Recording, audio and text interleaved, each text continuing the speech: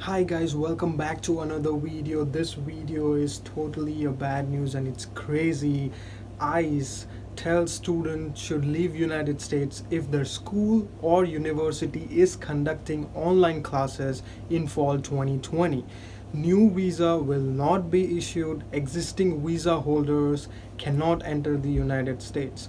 So ICE has tightened the rules for F-1 and M-1 student in the United States amid the pandemic situation which is going on right now. So I'm going to tell you what is restricted and what are the exceptions in this new rule which was updated today. So if you want to know, please keep on watching.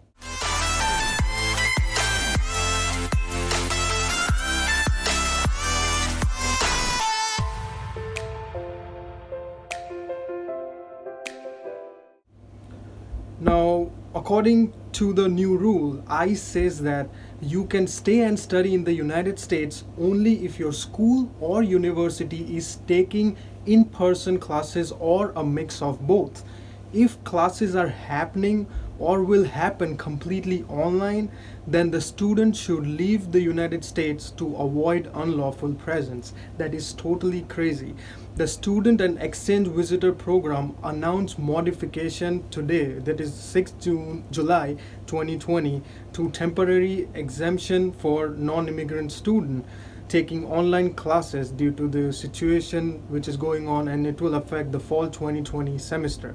Now, as a part of this notification, ICE announced that US Embassy will not issue any new F1 or M1 student visa if the school is offering only online classes. If you have an existing stamp visa in your passport, you will not be allowed to enter the United States.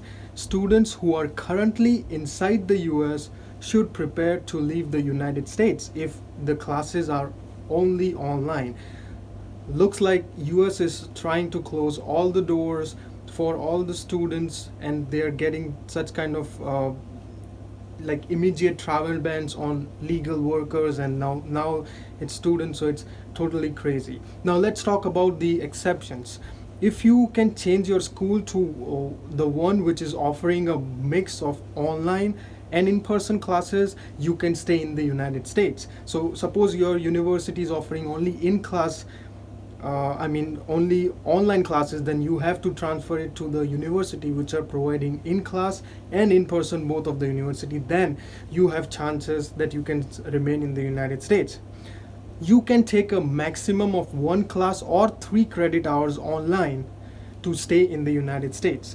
Your school must certify to SEVP using the form I-20, certificate of eligibility for non-immigrant student status. And also the exception is the program, if it's not entirely online, you are safe and you can stay in the United States.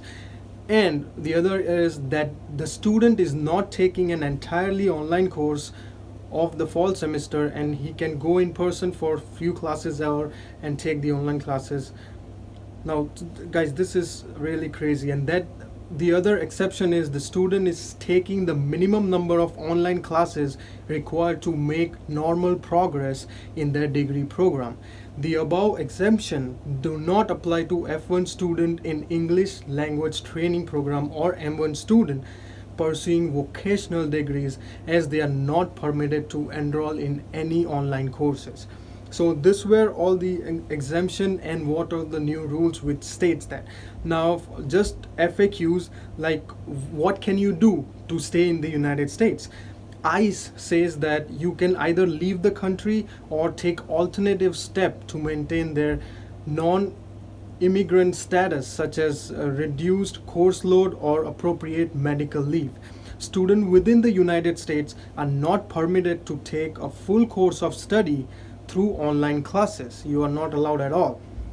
Now there will be the only option is available for academic difficulties, or you have medical conditions, or the completion of course of study is done, then you are exempted from that. That simply means that you may not be able to claim it if you are saying that you have a certain medical condition.